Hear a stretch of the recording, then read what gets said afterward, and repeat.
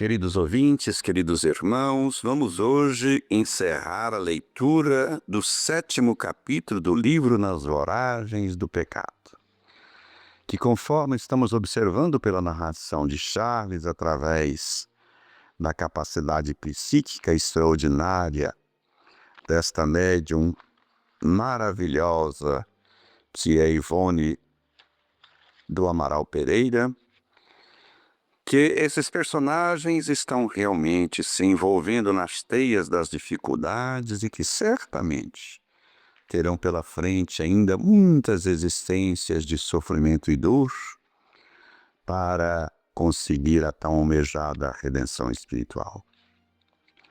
Recordam-se que nós estávamos exatamente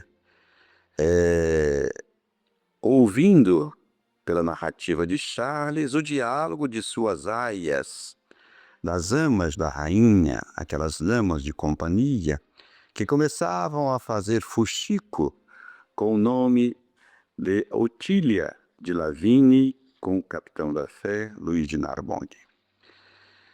Diziam ela, apimentando o escândalo da tarde no palácio da municipalidade, onde se realizaria o extraordinário baile, e que Otília fora convidada para conhecer a decoração e com o propósito de fazer um escândalo, tudo isso orquestrado pela rainha. Com a passagem de Luís de Narbonne, ela se mostrou alegre e faceira, para não dizer inconveniente, diante dos galanteios de Luís de Narbonne, o que, para a sociedade falsa em que vivíamos naquela época, que tudo fazia às escondidas e aparentava sobriedade e honradez, era um absurdo. E as damas não apenas estavam contando o ocorrido, mas fuxicavam também com que Ruth Carolina ou Otília de Lavini lhes haviam dito. Diziam ela: Majestade, a Condessa de Lavini nos narrou de que o seu pai era, na verdade, um confidente do nosso falecido e sempre amado rei Henrique II. Ao que respondeu a rainha: é verdade. Murmurou a rainha-mãe, redobrando a atenção. É verdade? Esse é o tom da exclamação da rainha. E ainda mais, minha senhora, asseverou que quando criança, enquanto seus pais conversavam sentados à lareira, ela brincava ao pé deles. E sem que os bons velhos o percebessem, compreendia os assuntos de que tratava. Continua. E a rainha ouvia-as comentar a paternidade de Luís de Narbonne. Continua. Minha senhora, estou quase não ousando a continuar. Se não fosses tão ousada, não terias iniciado a narrativa. Aliás, muito antiga e enfadonha. Continua, disse a rainha já irritada. Sim, minha senhora, já que ordenais. Segundo afirma a condessa, Luís de Narbonne seria o produto de amores pecaminosos, mas muito apaixonados de sua majestade, Henrique II. O conde de Lavini teria assistido o seu nascimento. Nenhuma alteração fisionômica acusara a emoção que a velha soberana acabara de experimentar. Essa dúvida que desde longo tempo perturbava as suas noites, iria finalmente esclarecer-se. Que saberia de realmente importante a tal respeito à atrevida Renana? Sim, o conde de Lavini fora amigo e companheiro de diversões de Henrique II, seu falecido esposo. Porém, a jovem provinciana se passava por Otília de Lavini. Era, na realidade, uma Huguenote Bretencourt de la Chapelle. Como ela teria se informado de fato tão grave para o governo da França essa terrível intrigante de rosto angelical e maneiras polidas? Oh, sim, sim. Tudo indicava que o belo capitão da fé trazia nas veias o sangue privilegiado dos Valois. Ele se parecia mesmo com Francisco I, pai de Henrique, seu esposo, que fora um homem belo, embora leviano. Seu bonito porte másculo era majestoso, seu garbo inconfundível, seu gosto pelas armas e os torneios a despeito da severa educação religiosa que também recebera, sua destreza na esgrima, seu orgulho pessoal, a soberba verdadeiramente real, a altivez cavalheiresca como que o selo impresso da sua personalidade pela ascendência secular daqueles poderosos Valois, cuja dinastia imprimira na França características inapagáveis. Diante daqueles mirrados príncipes, Francisco, Carlos e Henrique, que são filhos de Henrique II e de Catarina de Médicis, e que todos subiram ao trono e governaram a França. Mas diante dele, quem atestaria melhor a descendência da raça seria o próprio Luís de Narbonne.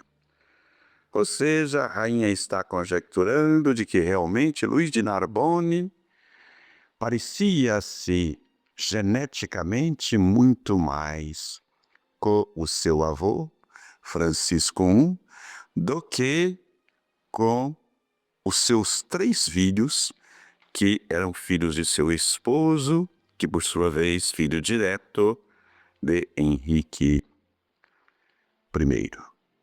Aliás, Francisco I, Henrique I, Henrique II, o seu marido. Ou seja, a rainha conclui amargamente de que realmente Luís de Narbonne deveria ser o filho bastardo do seu marido. Vejam bem. Vamos continuar. Que diferença chocante entre aquele de Narbonne, inteligente, culto, majestoso, e o príncipe Carlos, por exemplo, que agora era o rei, que é medíocre e incapaz.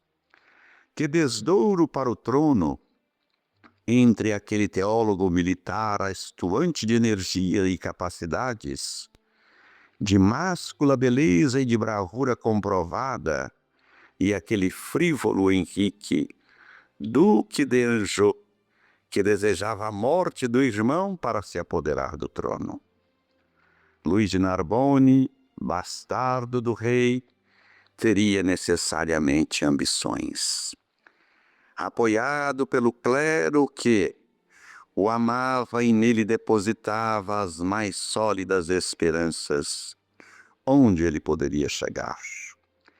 Quem ousaria negar a possibilidade de uma guerra civil meditada nos claustros, ventilada nos confessionários, incentivada nos quartéis, confirmada nas ruas e nas províncias, para levá-lo ao trono?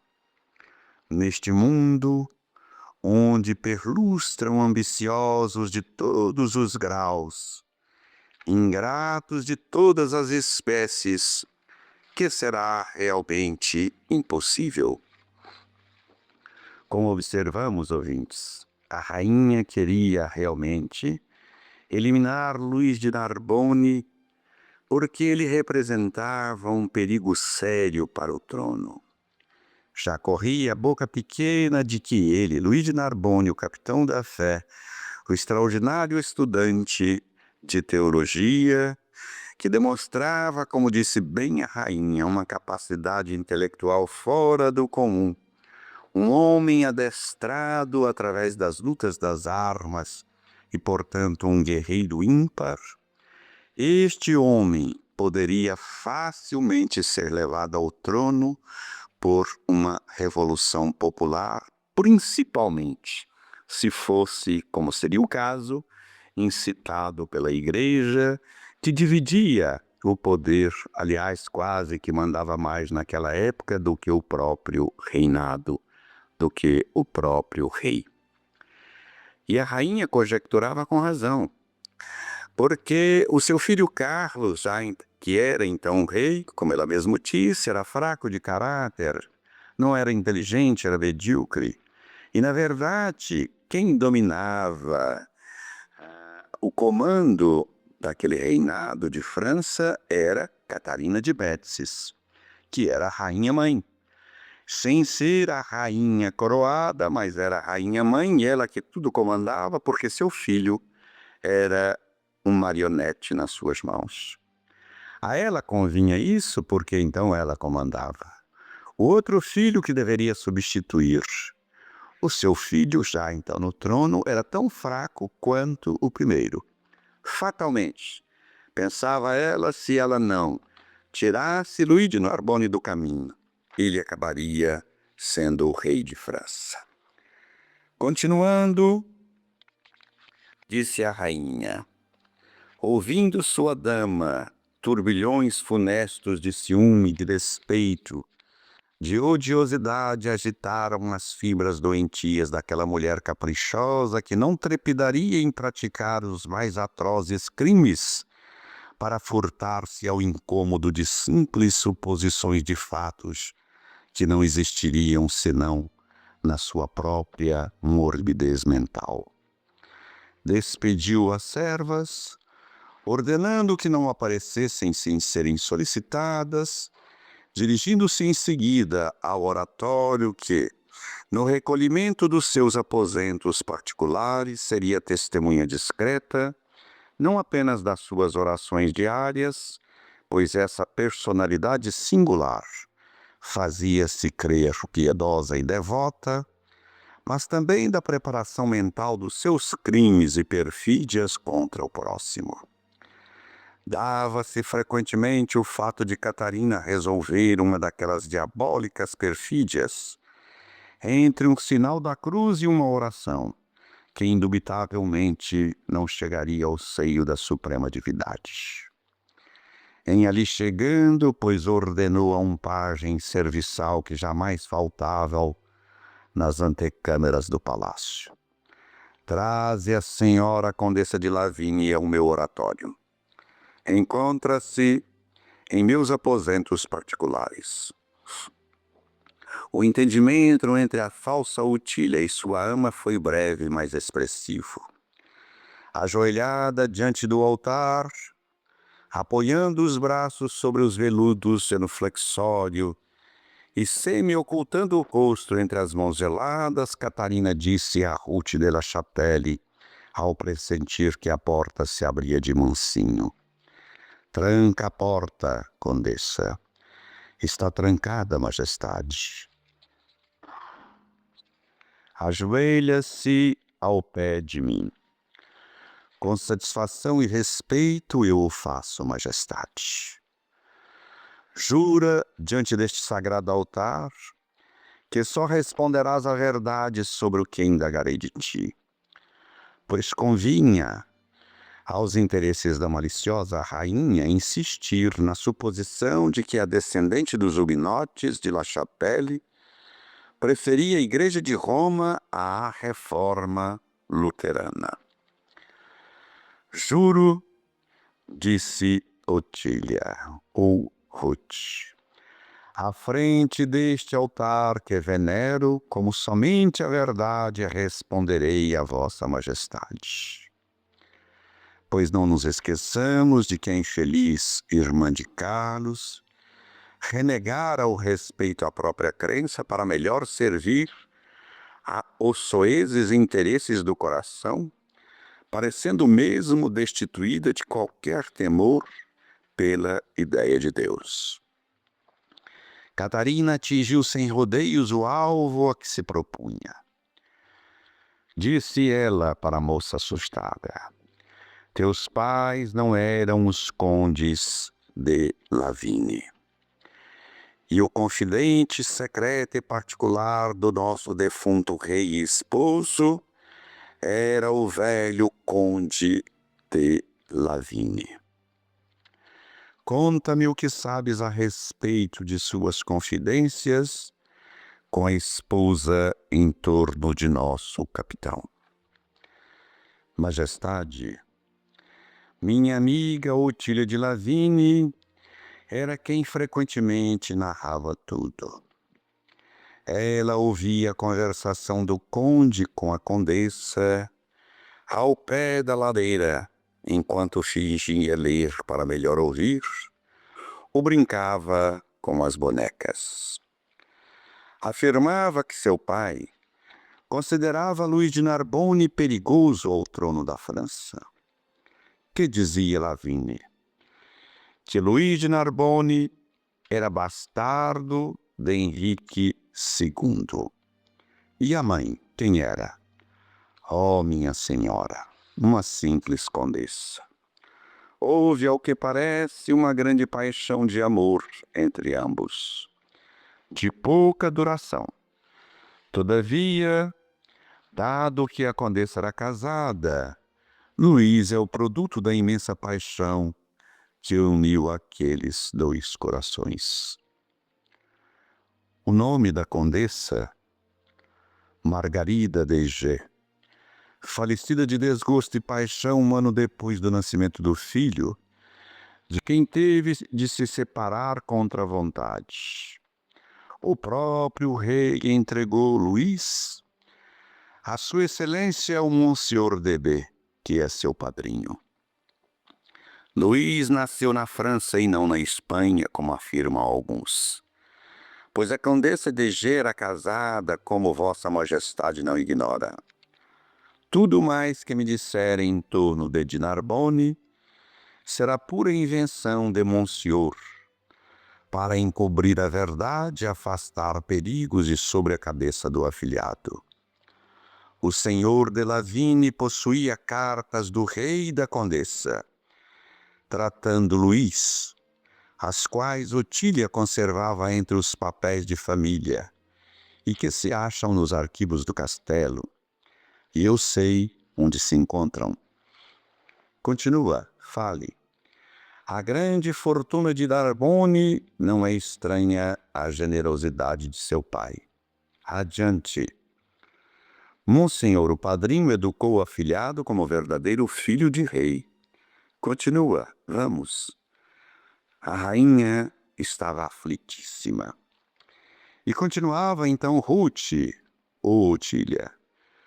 Otília afirmava que seu pai receou uma conspiração do clero em favor de Luís. Vamos, continue, não pare. Senhora, Luís é amigo dos Guises. E os Guises conspiram, conforme todos sabem. Observam o trono como vossa majestade não ignora. Continua. É só por enquanto, majestade. No momento que me seja possível falar intimamente com Narbonne, talvez obtenha melhores informações. Impressionante silêncio pesou no recinto hediondo, onde nem a sugestão geralmente implantada pelo símbolo do perdão e da redenção, a cruz, detinha as duas mulheres blasfemas na prática de uma abominável intriga.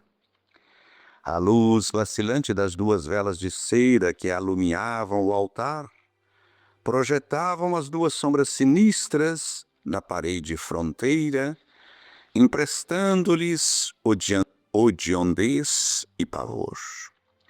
Quem as contemplasse, no entanto, prosternadas de joelho de fronte pendida, as mãos contritas apoiando o rosto, julgá-las-ia, absortas em plena concentração celeste, tocadas de absoluta piedade e de humildade edificante. No entanto, que de trevas rodeavam seus corações sinistrados pelo desejo e a prática do mal, e as efervescências do ódio de uma e do despeito da outra.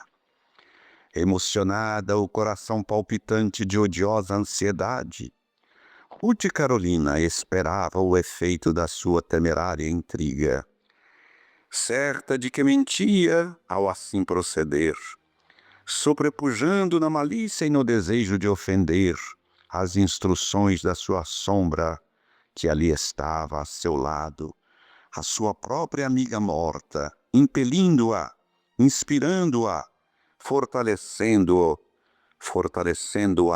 para a ousada aventura.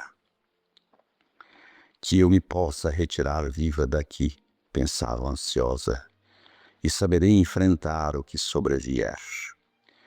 Catarina, por sua vez, meditava.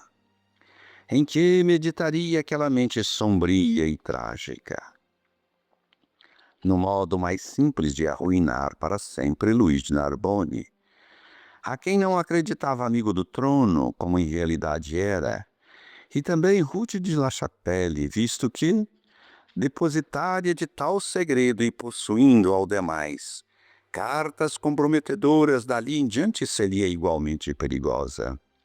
Não obstante, a aversão da paternidade de Luís pelo rei falecido não ser nova.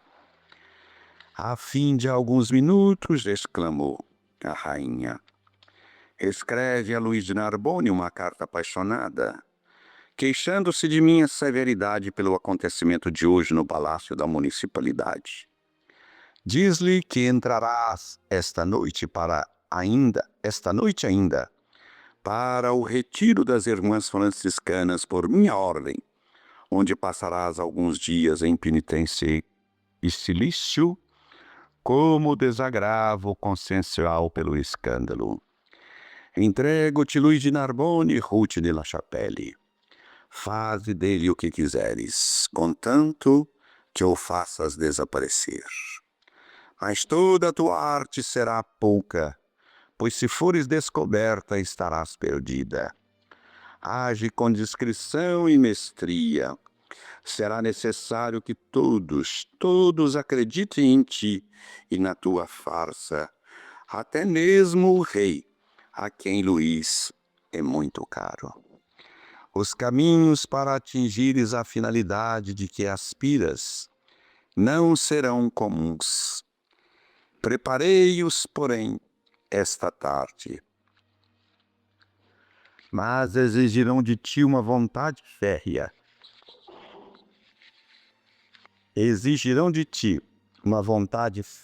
Uma dissimulação sobre-humana, porque infernal. Ao findar a peleja, a França... Desculpem, meus irmãos, o pigarro é gripe mesmo. Mas dizia então a rainha a Ruth, ao findar a peleja, a França dever-te-á tranquilidade, e tua consciência te fará heróica. Sim, vinga os teus mortos conforme desejares.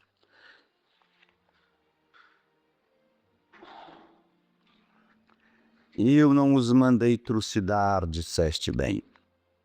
Tudo foi obra dele, do Narbonne. Irei facilitar-te o trabalho, pois és demasiadamente frágil para um duelo ou uma emboscada. Aconselho-te mesmo que não derrame sangue. Vai. E pensou preocupada. Mais tarde tratarei de obter as cartas comprovadoras da paternidade de Luís de Narbonne. A jovem, linda e sorridente, beijou a fímbria dos vestidos da sua cúmplice e afastou-se nas pontas dos pés. Carlos Felipe não teria reconhecido mais aquela angelical menina, sua irmã, a quem tanto amara.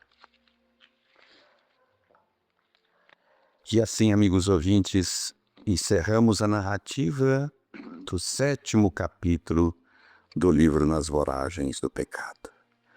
Percebam, volto a chamar a atenção dos ouvintes para a trama que começa agora a ser estabelecida. Teremos aí coisas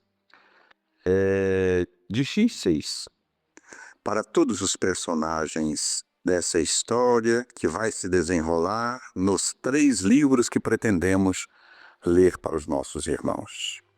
As Oragens do Pecado, o Cavaleiro de Nomilieres e, finalmente, o 3º livro, que é o Drama da Bretanha. Muita paz, que Jesus nos abençoe, nos ampare. Desculpem as tossidinhas, porque realmente estava meio gripado hoje. Que Jesus nos abençoe.